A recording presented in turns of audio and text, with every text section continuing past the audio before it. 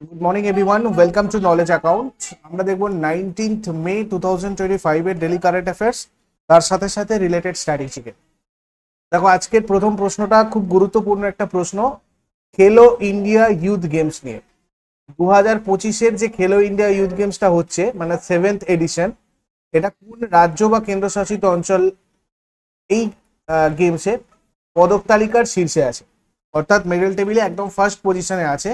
তোমার হচ্ছে মহারাষ্ট্র। একটু ডিটেলস দেখবো। 7th খেলো ইন্ডিয়া যুব গেমস 2025 যেটা, এটার স্থান বা ভেন্যু হচ্ছে বিহার। পদক তালিকার শীর্ষে মহারাষ্ট্র রয়েছে। 158টা টোটাল মেডেল পেয়েছে এবং সেখানে 58টা গোল্ড মেডেল, 47টা সিলভার আর 53টা হচ্ছে ব্রোঞ্জ মেডেল। খুব ইম্পর্টেন্ট পয়েন্ট, এগুলো অবশ্যই নোট করবে। হরিয়ানা দ্বিতীয় স্থানে আর রাজস্থান রয়েছে তৃতীয় স্থান। ম্যাসকট কি ছিল এই 7th খেলো ইন্ডিয়া যুব গেমস 2025-এর, যেটা বিহারে হয়েছে, তার ম্যাসকট ছিল গজ সিংহ। বাংলাতে আমরা যদি বলি গজ সিংহ হবে। এইটাও নোট করে রাখো, 2024 মানে এর আগের বছর এই খেলো ইন্ডিয়া যুব গেমস যেটা হয়েছিল, এটা হয়েছিল তামিলনাড়ুর 4টে শহর। কি কি? চেন্নাই, ত্রিচি, মাদুরাই এবং কোয়েম্বাটুর। আর প্রথম যে এডিশন এই খেলো ইন্ডিয়া যুব গেমসের, এটা হয়েছিল 2018 সালে দিল্লিতে। মহারাষ্ট্র এখনো পর্যন্ত 5বার পদক তালিকার শীর্ষে রয়েছে, এটা রেকর্ড, তাই এটা আমাদেরকে খেয়াল রাখতে হবে। মহারাষ্ট্র 5বার পদক তালিকার শীর্ষে রয়েছে, 2019, 2020, 23, 24 এবং 25। পরপর 23, 24, 25 3 বছরই হ্যাটট্রিক। আমি এখানে পুরো মেডেল উইনিং স্টেট বা ইউনিয়ন টেরিটরিজের টেবিলটা শেয়ার করেছি তোমাদের সাথে।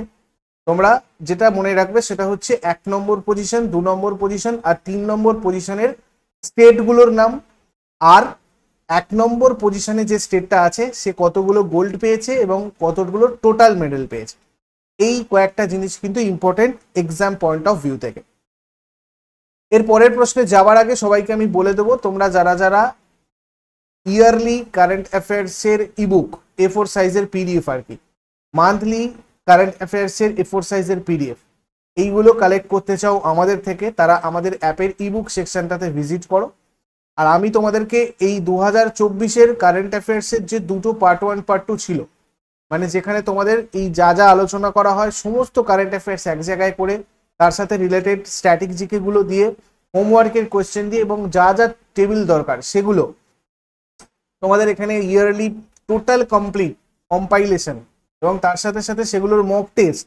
এবং যেহেতু তোমরা রেলের পরীক্ষা দেবে, তাই 2023-এরও কারেন্ট অ্যাফেয়ার্সের মক টেস্ট এবং স্ট্যাটিক জিকের মক টেস্ট, এই সমস্ত কিছুটার কম্পাইলেশন একটা কোর্সে একদম স্বল্প মূল্যে তোমাদের দেওয়া রয়েছে, যাতে তোমরা মক টেস্টটাও প্র্যাকটিস করতে পারো। এটা কোর্স সেকশনে পাবে তোমরা, কারেন্ট অ্যাফেয়ার্স এন্ড স্ট্যাটিক জিকের কোর্স।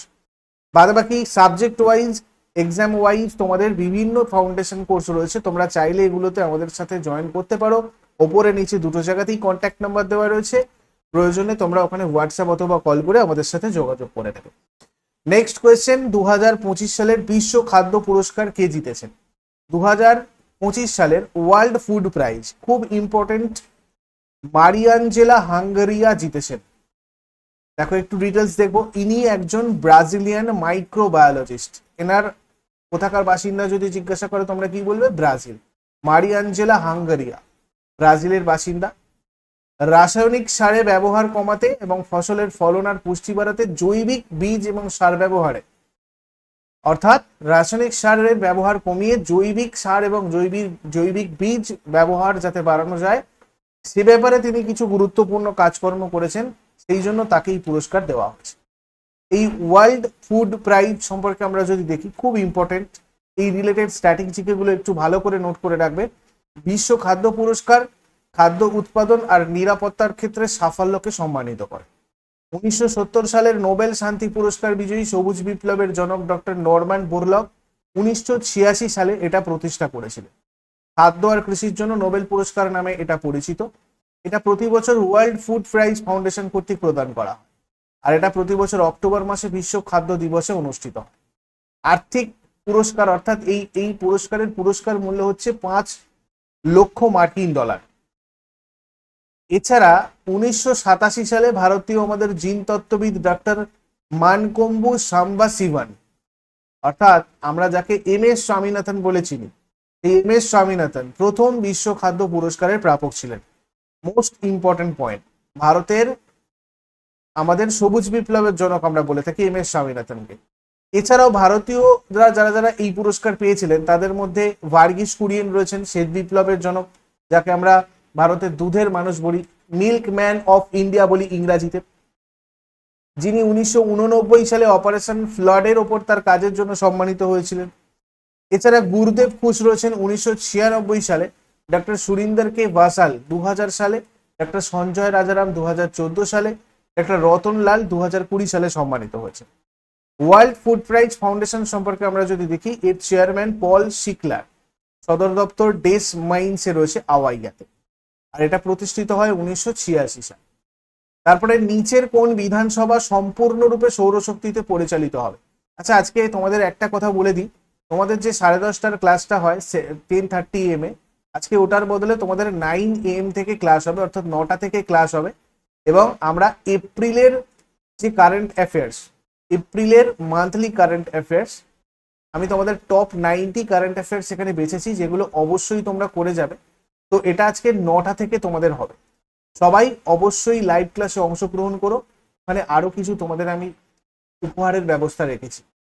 তো অ্যাটেন্ড করলে ক্লাসটা আমি সবাইকেই সেগুলো দেবো। 9টার সময় সবাই ক্লাসটা অ্যাটেন্ড করে, লাইভ ক্লাস হবে তোমাদের আজকে। ওকে, যাই হোক, এই 3 নম্বরের প্রশ্ন আমাদের কি, নিচের কোন বিধানসভা সম্পূর্ণরূপে সৌরশক্তিতে পরিচালিত হয়? দিল্লি বিধানসভা।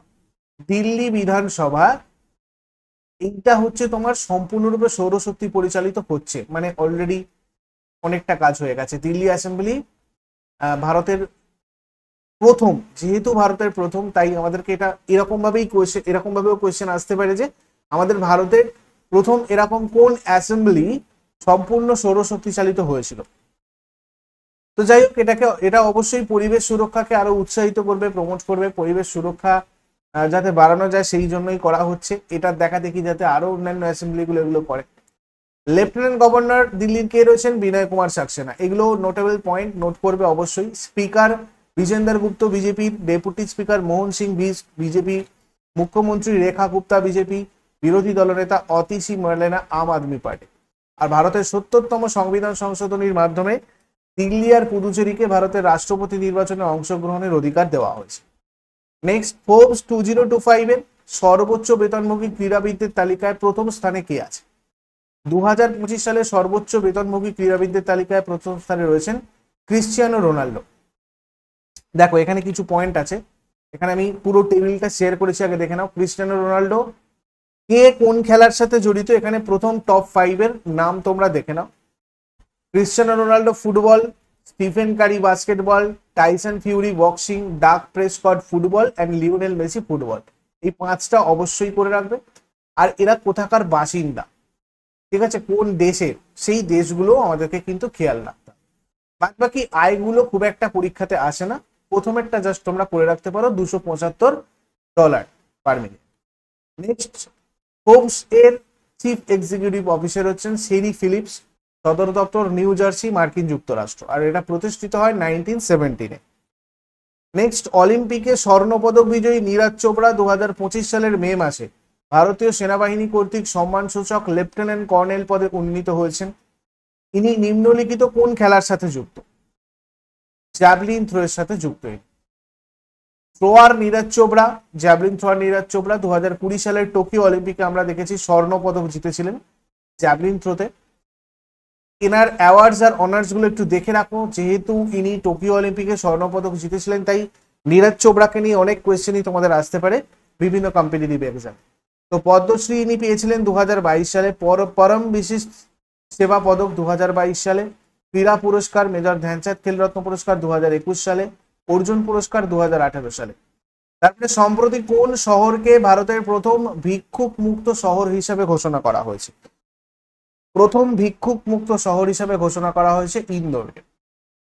দেখো, ভিক্ষাবৃত্তি যাতে নির্মূল করা যায় তার জন্য এটা একটা বিশেষ প্রচারণা আমরা বলতে পারি।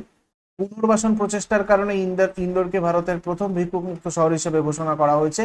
India's first water plus city, এটাও পাশাপাশি নোট করবে। 2024-এর স্বচ্ছ সর্বেক্ষণে টানা সপ্তমবারের মতো ইন্দোর সবচেয়ে পরিষ্কার শহর হিসেবেও স্থান পেয়েছে, এবং এটা তোমাদের বহুবার এর আগে পরীক্ষাতে, বিভিন্ন পরীক্ষাতে জিজ্ঞাসা করাও হয়েছে যে আমাদের ভারতের সব থেকে মানে স্বচ্ছ শহর কোনটা।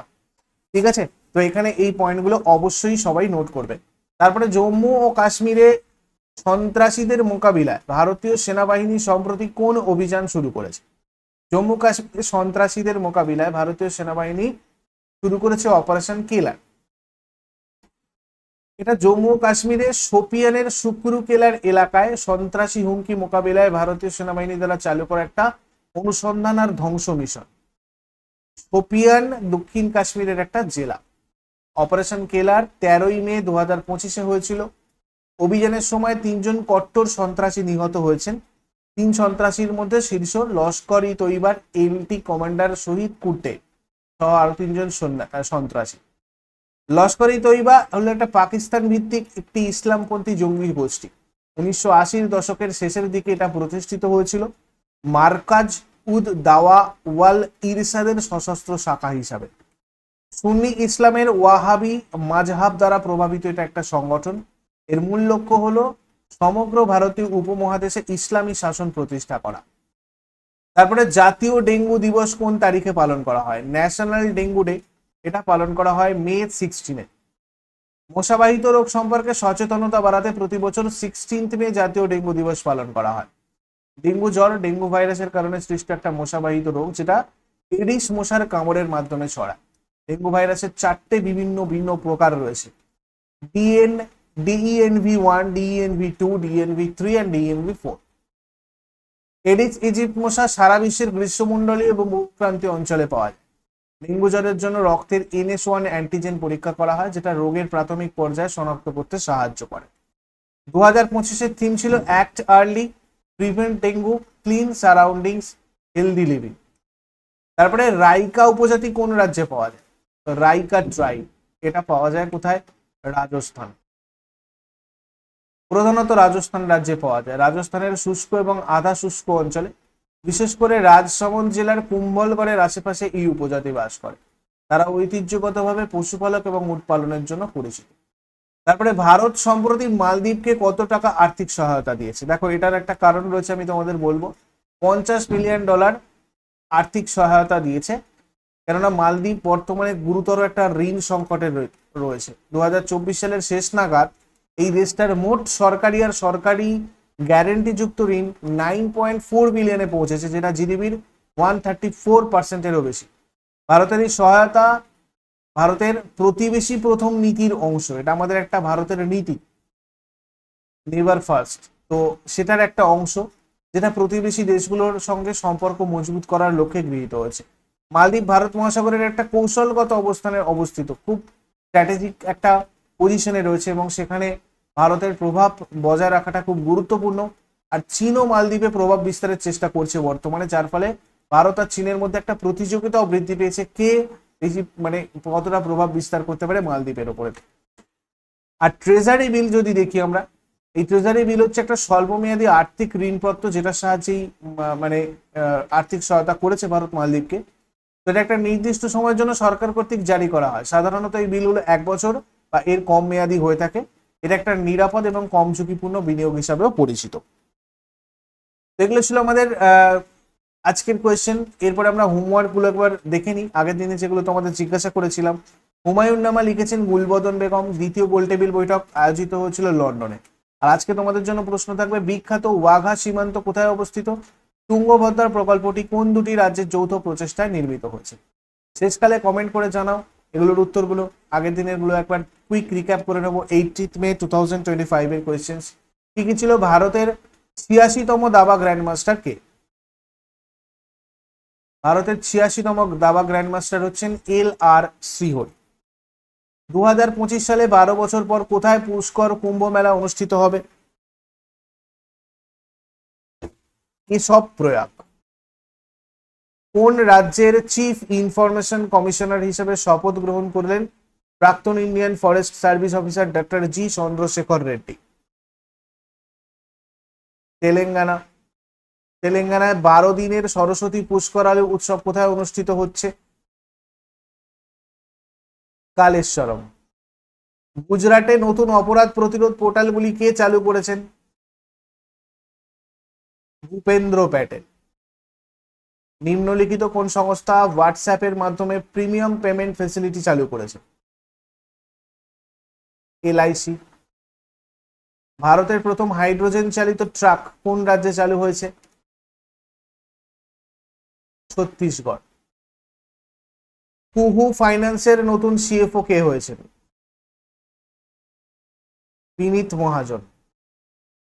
বিল গেটস ঘোষণা করেছেন যে তিনি 2045 সালের মধ্যে তার সম্পদের কত শতাংশ দান করবেন? 99%।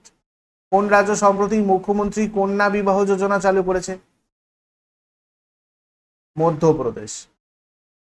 2024 সালের রিপোর্ট অনুযায়ী কোন দেশ বিশ্বে বায়ু আর সৌর বিদ্যুৎ উৎপাদনে তৃতীয় স্থানে রয়েছে? ভারত। এগুলো ছিল আগের দিনের কোয়েশ্চেন। ইউজফুল বলে মনে হলে অবশ্যই লাইক করো, শেয়ার করো, বন্ধুদের সাথে কমেন্ট করে ফিডব্যাক জানাও। আর প্রতিদিন সকাল 6টার সময় ডেইলি কারেন্ট অ্যাফেয়ার্স এর আপডেট নলেজ অ্যাকাউন্ট থেকে পাওয়ার জন্য নলেজ অ্যাকাউন্টকে সাবস্ক্রাইব করে বেল আইকন প্রেস করে অলে ক্লিক করে রাখো। Thank you so much, take care, have a great day. আর 9 AM আজকে সবার সাথে দেখা হচ্ছে এরপর লাইভে এপ্রিলের মান্থলি কারেন্ট অ্যাফেয়ার্স এর সেশনে। Thank you so much.